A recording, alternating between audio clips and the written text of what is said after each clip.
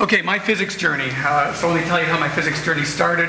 I went to elementary school in Moncton, not too far from here. Then I moved to Saskatoon, went to high school in Saskatchewan. Then I went into engineering because I was told I'd get a job. So I went into engineering. I was a regular kid. I ran for the cross-country and track team. I did my summer work at Shoppers Drug Mart.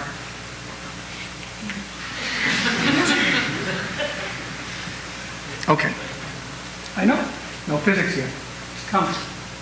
This might happen to you. Regular kid, and then suddenly something happens. To tell you, my 12-year-old daughter wrote a biography of someone that, I don't know how this happened, but someone she looked up to. She wrote a biography of me last year. And in the biography, she wrote a quote that I guess I told her. And the quote was, I had a summer job at Shoppers Drug Mart, but then I got offered a job at a nuclear physics lab, and so I went there. That could happen to you. Could. Because if it does, if someone offers you a job at a nuclear physics lab, then the journey gets going. So in Saskatchewan, they had that.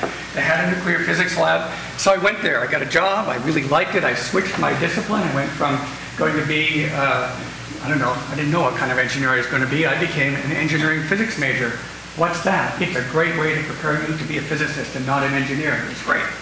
So then I went on and did my PhD in physics and nuclear physics at the nuclear physics lab. I kept doing it. I went to MIT to be a researcher in the laboratory for nuclear science. I went to Florida State University, was a professor of nuclear physics.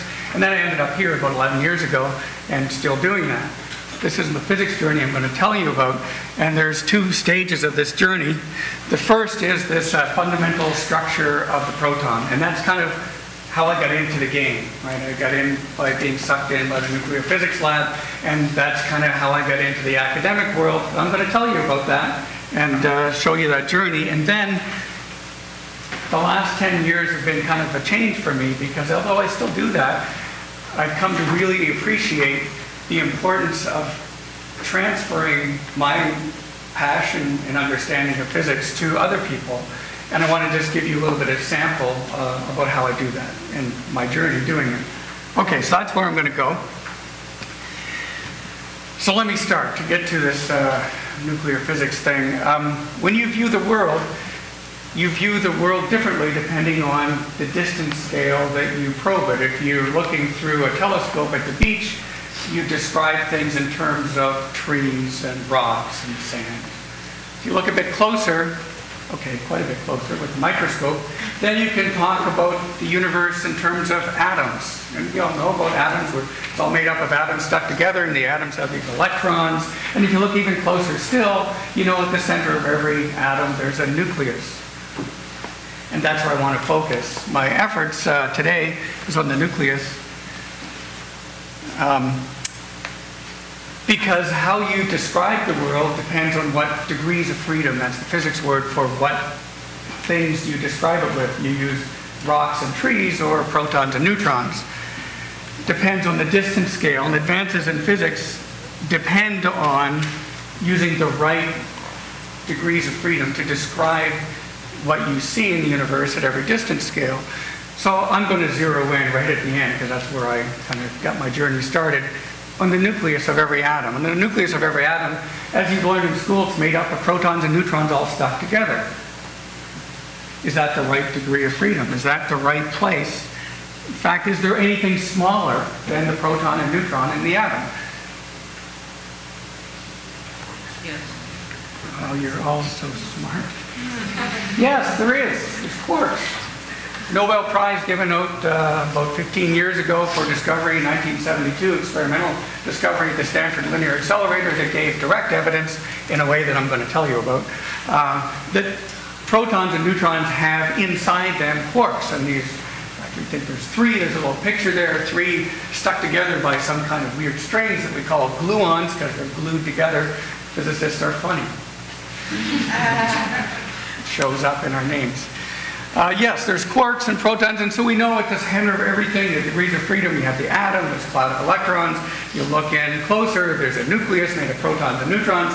You look in closer, the protons and neutrons themselves seem to be made up of quarks, stuck together by gluons.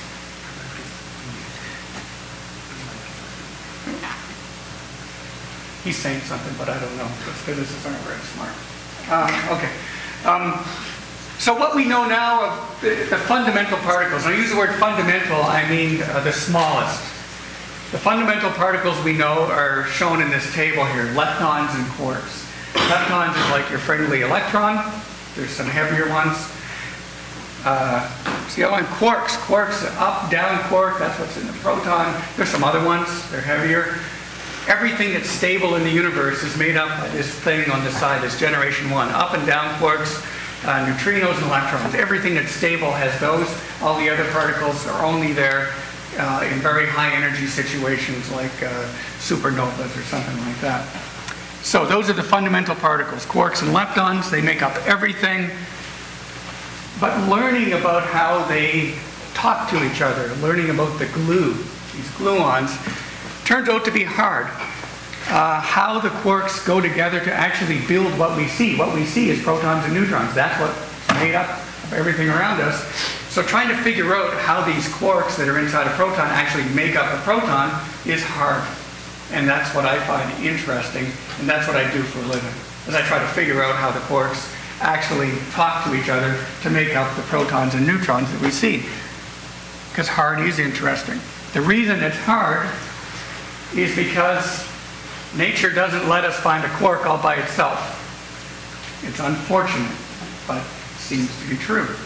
So if you can never get a quark all by itself, how do you figure out how they interact? Well, here's a way that I'll tell you about, is that you try to look at the shape of the proton. The proton's made up of quarks. If the proton has a shape, it has a shape because of the way the quarks and the protons are talking to each other. So if it has one of those different shapes, that's telling you about how they're interacting with each other. So that's what we're going to do. I'm going to look at the shape. Oh, my mute's on. How's that? Is that better? Yeah? Much better. Okay. Wow. See, he was trying to tell me something. Okay, so we're going to look at the shape of the proton. And you may ask, how are you going to look at the shape of a proton? It's a good question. How do you look at the shape of anything? If you look at the person next to you and you want to look at their shape, don't do it now.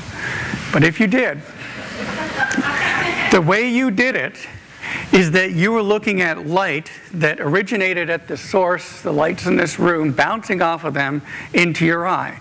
And the different angles that the light bounces off of them into your eye, your brain is smart enough to reconstruct the trajectories to know that there must have been a funny shape there in order to bounce the light at the angles that you saw. Your brain does that all the time. Okay, that's how we determine shape of regular everyday things. So I'm going to do the same thing. I'm going to shine a light at a nucleus that has protons and neutrons into it, watch how the light bounces off the protons and neutrons with a detector. I'm not going to use my eye anymore. I'm going to use some kind of detector that's sensitive to looking at light bouncing off protons and neutrons. I'll tell you about that too. So I'm going to use the same idea to look at the shape. So when we do that, we shine a light on a nucleus to try to see what shape it is. When you shine a light at a nucleus, you can smash it up if the light's energetic enough, and you break it up and all kinds of stuff comes off, and you have to use some kind of detector to figure out what's happened. Looking at the kind of things that come out tell you about the flavor of the quarks, whether it's up, down, top, charm, any of those kind of quarks. The kind of particles that come out tell you about what it's made of inside. And for me, looking at the precise distribution of the angles and the energies they come out with tells me about the shape of that proton. So to do that, the light you need is from what we call an atom smasher machine. You need really high energetic light to go and hit these protons. I've been working in a lab in Virginia for the last 15 years called the Thomas Jefferson National Accelerator Facility. It's an aerial view. I have somewhere, yeah, this thing here. There's a Underneath the ground in here, there's an accelerator that makes electrons go real, real fast. That's my light that I'm going to shine. And under the ground, it comes in and it switches. It can go under this mound here, here, or here, and hit a target where we put stuff in the way and watch what bounces out. That's how we do it. Let me show you the insides of that facility. How do we get electrons to go fast enough? You really need fast electrons to make the light shine on the nucleus. We accelerate them using microwaves. We have these superconducting cavities that you see the guy up there working on that you put high energy microwaves into. You time it. High energy microwaves is like having a real big high voltage oscillating. If you time it so that the electron with negative charge sees the big positive high voltage, it gains energy and goes along fast. So you make a whole bunch of those, about a mile around. You move them around. I see I did this. You use magnets. Magnets can bend moving electrons. Use magnets to focus them, to keep them in a beam. Use magnets to bend them. And that's a picture of inside. So the beam goes through this little line here and down through these arcs. Okay. And then when we hit a target, this would be like a target. This isn't like an engineering conception. Particles come out. This is our detector. That's like your eye. This is what it really looks like. Really looks like that. Beam comes in here. There's a target in that mess there. Here's a person right there. See? And then here's the artist's conception turned real. Up there, there's all the detectors that see the particles. Here they are, all are pulled out, all kinds of stuff.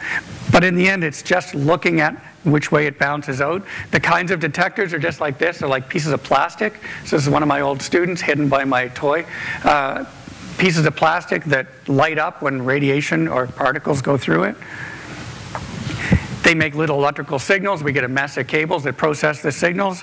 We have the funny looking guy sitting in a control room watching it all, eating donuts, just like Homer Simpson. That's what we do. We sit there and watch everything happening to try to figure out the shape. Here's another one of these. We built one of these at another lab at MIT when I was there, just to look at all the different particles. This is a picture, my favorite picture. This is me with the guy who was then the United States Secretary of Energy, Bill Richardson. He was set to become the next president of the United States during the 90s, so I got my picture taken with him, and I was so happy. And then there was a big spy scandal in Los Alamos National Lab, and he got fired. Okay. I have only 4 minutes left, so that's the end of my telling you about that. That's kind of the way that we go about studying the proton. Now in my journey, when I did all this, I like telling people like you what I do, and I end up teaching a lot of classes.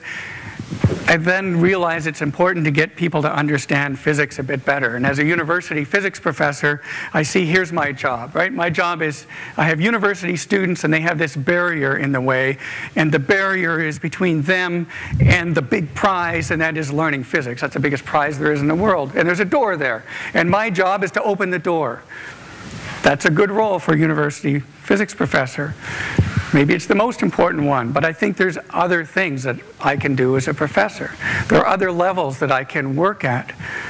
So if I replace the door with a building with different levels, this is where I try to operate and where I would aspire you to operate at one of these levels. So I have on this side professors who have a barrier to doing good physics teaching. It's hidden there. Trying to engage people in their own learning, which I'm going to do in the next 3 minutes. And then trying to get students at different levels to understand physics. Let me just try something here. Here's how I do it. If I want to teach you about the invisible, I've been telling you about the invisible. What if I want to teach you about something invisible that's all around you? Air. Air's all around you. You believe that? I don't know why. Let's see.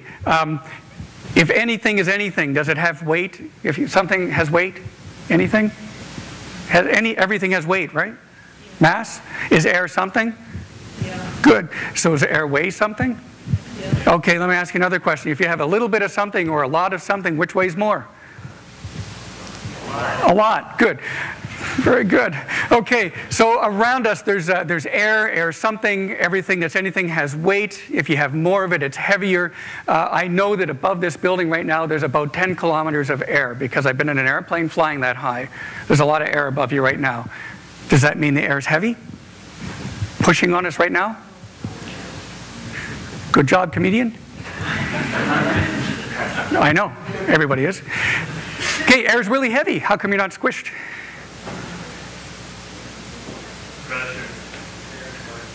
Right, so everybody, somebody gives away the answer. Let me show you. Physicists use a model. Here's a model of you.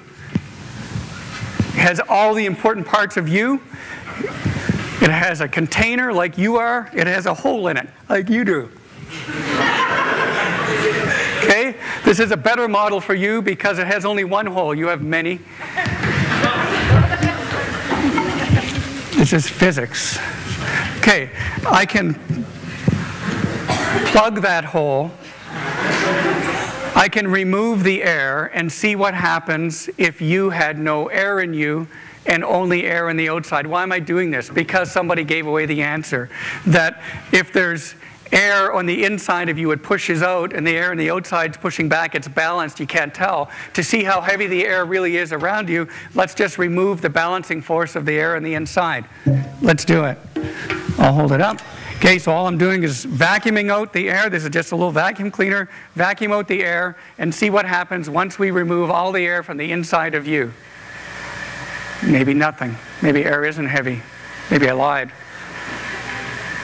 Time's clicking, 40 seconds. I got to get to my toy. Uh-oh, I hear a leak. Uh-oh, I hear a leak. Come on. I'm just going to put it down over here.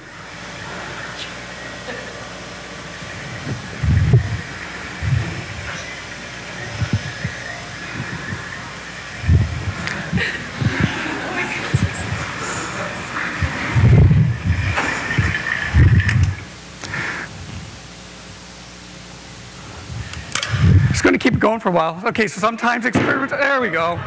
There we go. You just have to be patient as a physicist. There we go. Okay, so there's what happens. It took a while to get the air out of there.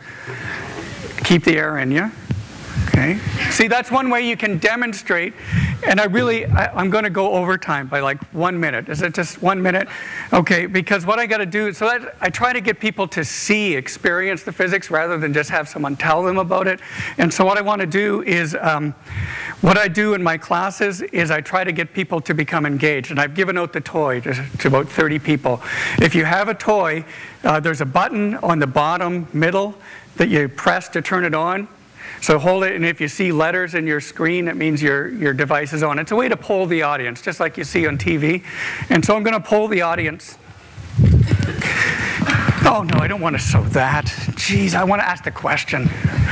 When you're riding your bike, what's the main reason you don't fall down? You're going down a real big hill, going fast. I'm giving you 3 choices. The reason you don't fall over is either one of these 3. A, you keep shifting your weight to keep the bike up. You start fall, you come back. You start fall, you come back. If you believe that, you're going to vote A if you have a toy. You're going to push A, then send when I tell you. Not yet. Not yet. Okay, B is, the spinning tire just stays up all by itself magically. If you believe that, you're going to press B, send.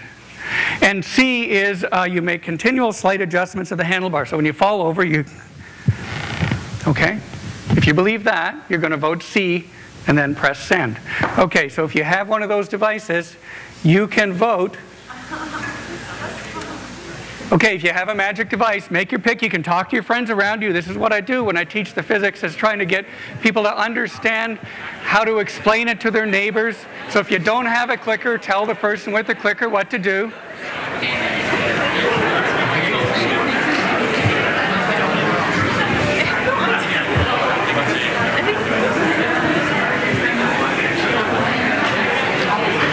Okay, now you've talked enough. Make your votes. Come on, I'm overtime. Okay, that's almost everybody. I think that's everybody. Let's see what you said. Survey says. Now everybody's in. Survey says. Okay, so when I see this, this is great. Thank you very much. What it says is you have no idea. And that's good, because it means you're ready to learn. Okay, and when I do this with little kids, they don't pick B. You guys all pick B because you saw me pick up the tire. I blew it. Sorry. The kids don't see me pick up the tire. They always vote for one A or C, and they don't think that the tire will stay up on its own because that would be silly. So they don't vote for it, but I get the opportunity to talk about modeling a system. Just like I modeled you, with that I can model the bicycle with the most important parts. In order to physically test those theories, the only one I can really do easily in front of you is the bike tire, because the other ones need a rider, and I don't have a rider. I have a tire, though. If that stands up on its own, because look, if it's not spinning, it doesn't stand up, but if it does spin, if it doesn't stand up, I can eliminate it and go to A or C, but it does stand up. And so if it does stand up, then that's a pretty good chance that that's the right answer. So that's one way you can get people to see that physics is real. You see it. So this is why riding a bike is so easy, right? I live at the top of a real big hill. When it came time for my kids to learn to ride their bike, I showed them this. They were 5, they were ready. And I said, okay, it's time to go. And I just pushed them down the hill real fast. And I said, oh, stay up all by yourself. Did it work? No. My model was too simple. It forgot about the fact they might jump. Okay, so that gives me a chance to explain about the limitations of scientific models. So there's all kinds of ways that we can use these kind of techniques to really help people understand physics. So I've gone over time, I'm sorry, so I'll stop and get rid of all my toy stuff. If you have a toy, just leave it on the desk. We'll get it at the end. So where will your physics journey take you? Thank you.